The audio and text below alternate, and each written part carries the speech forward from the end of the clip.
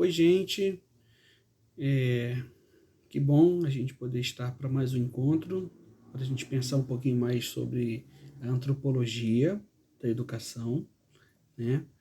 Essa disciplina que tem um propósito, né, de alargar um pouquinho, né, o nosso pensamento acerca de como a cultura, a diversidade, ela pode ser interessante e importante dentro de um processo pedagógico educacional. Tá bom? E hoje a gente então vai pensar bem rapidinho, né, acerca da contribuição da reflexão antropológica para a educação. A luta constante, né, pela sobrevivência, em termos da natureza, né, do relacionamento do ser humano, de um modo geral, com a natureza, tem gerado sistema de crenças, né, aqueles que adoram a montanha, o vale, o rio. Para quê? Para direcionar a vida, formas de organização, ideias e valores. Então, o que eu quero dizer? A partir do relacionamento do homem com a natureza, das intempéries da natureza, por exemplo, né, uma tempestade. A gente tem, por exemplo, já falei isso para vocês, na mitologia grega, não se tinha ideia, né, de que o raio era uma descarga elétrica.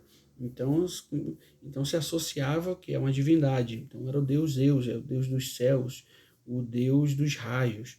Então, quando acontecia uma tempestade, se estabelecia todo um sistema de crença, toda uma organização social de ideias e de valores para aplacar, por exemplo, a ira dos deuses, né? Quando a gente pensa na mitologia nórdica, por exemplo, a gente tem Odin, que é o pai de todos, né, de todos os deuses. Aí tem Thor, né? O pessoal que assiste o filme dos Vingadores aí pode lembrar. A gente tem Thor, que é o deus que vai fazer o quê? Que também é o deus dos raios, é o deus dos céus, é o deus que controla a natureza. Então, dentro desse processo de relacionamento do ser humano com a natureza, desenvolve-se então o quê? Uma herança social que o Malinowski, que é um antropólogo e sociólogo, ele fala sobre isso. Ele diz o seguinte, que a partir desse processo a gente percebe que se tem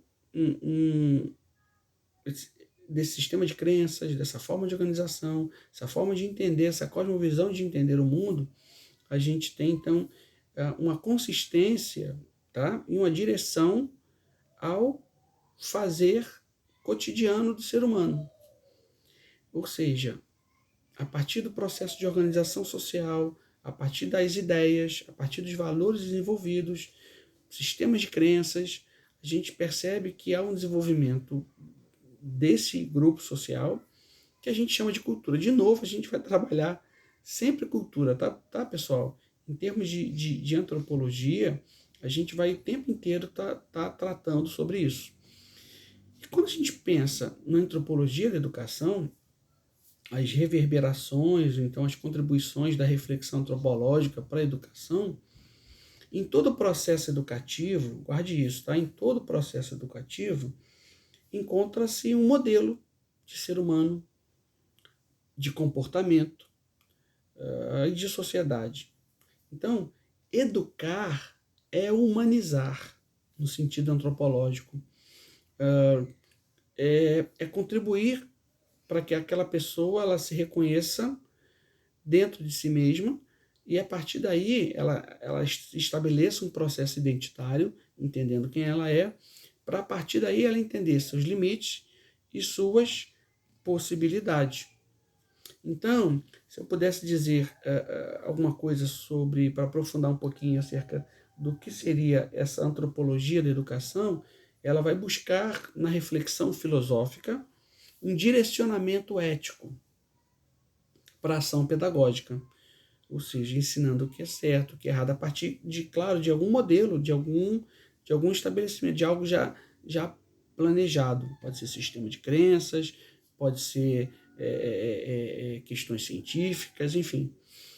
E aí, nas ciências, a gente encontra um auxílio para compreender o ser humano como um ser biológico e um ser social. Então, olha que interessante.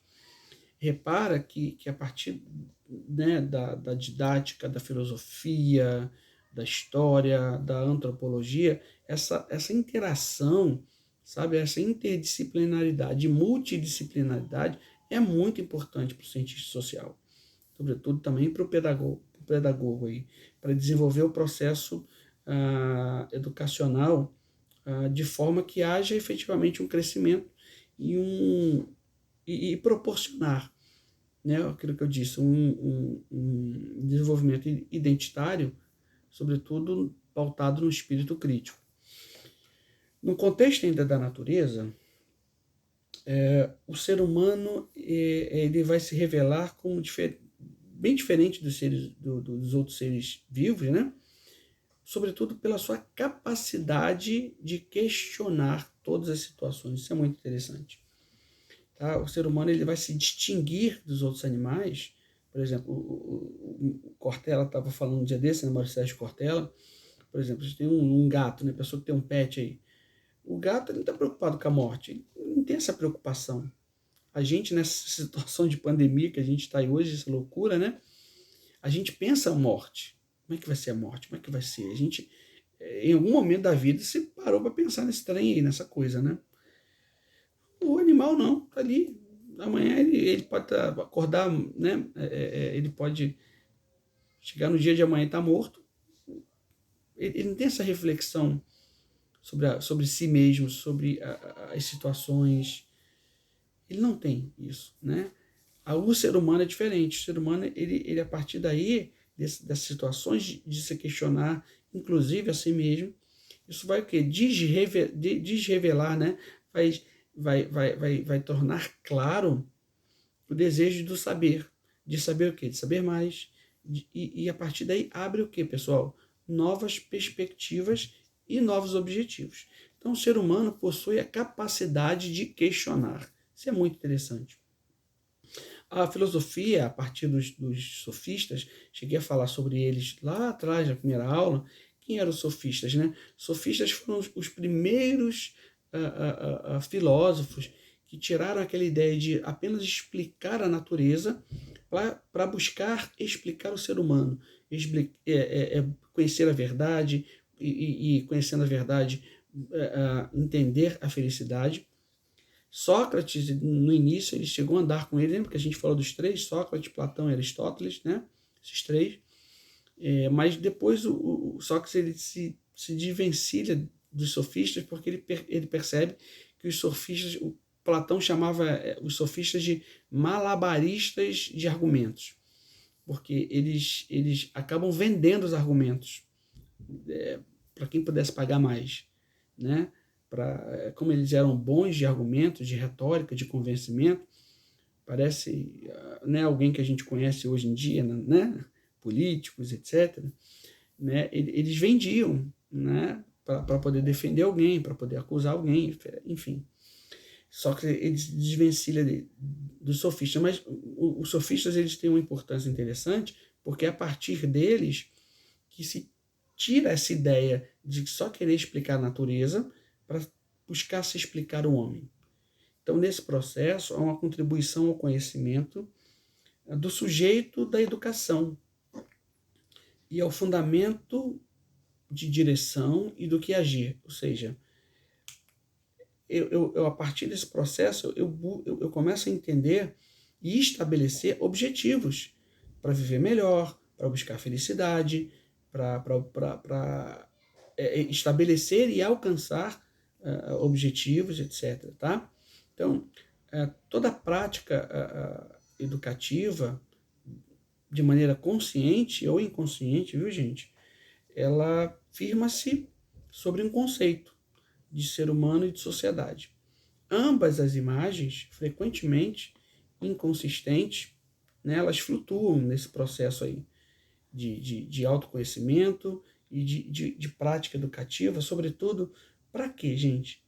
Porque o educador ele vai ter em mente, por mais que ele tente se desvencilhar, como eu disse, é inconsciente ou consciente, ele vai ter um determinado paradigma, um determinado modelo a seguir. Por exemplo, aqui para vocês, eu poderia pegar outros teóricos da antropologia, mas eu peguei alguns, Celso Castro, o próprio Paulo Freire, enfim, outros. Foi uma seleção que eu fiz, entende ou não? A partir desse processo, eu vou fazendo o quê? Eu vou concatenando as ideias, eu vou dando coerência e inteligibilidade, ou seja, tornando a coisa compreensível para vocês, dentro desse processo pedagógico que a gente está trabalhando da antropologia da educação. Então, assim, a tarefa de levar para a educação os conceitos gerados pela antropologia empírica, ou seja, de observação, de entendendo e percebendo outra cultura, cultura diversa, não é o mesmo de construir uma casa, construir uma parede, que está tudo ali. A educação, então, trata com seres vivos, dotados de quê, pessoal? De consciência.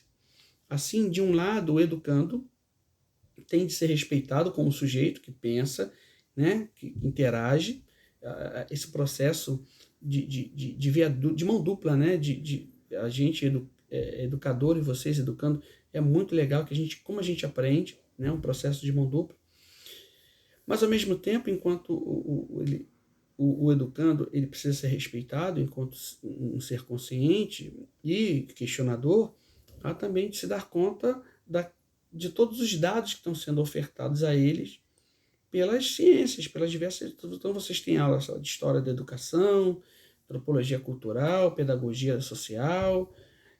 É a partir da perspectiva de todas essas disciplinas, vocês vão forjar o seu caráter. O Mário Sérgio Cortella tem uma frase bem interessante que ele fala que o educador ele precisa ser um fomentador de conhecimentos, muito mais do que ser apenas um formador de opinião. Eu concordo com ele. Nosso objetivo não é formar ou traçar só processos ideológicos em vocês, não, mas desenvolver espírito crítico. Então, não esquecendo, pessoal, que o centro da educação, quem é? O homem em si mesmo, certo? Então, a partir desse processo, a gente repara que todo o mecanismo e os dispositivos educacionais, eles precisam dialogar com outras disciplinas, para quê? Para que se estabeleça, e essa é a temática que eu penso das reverberações, das contribuições da antropologia para a educação, é desenvolver em vocês um espírito crítico. Eu desenvolvo o espírito crítico como? Olhando ao meu redor, olhando o meu entorno, entendendo outras culturas, percebendo outras diversidades. Tá bom? Esse foi o nosso bate-papo de hoje, nosso encontro de hoje. Foi muito bom estar com vocês. Até a próxima.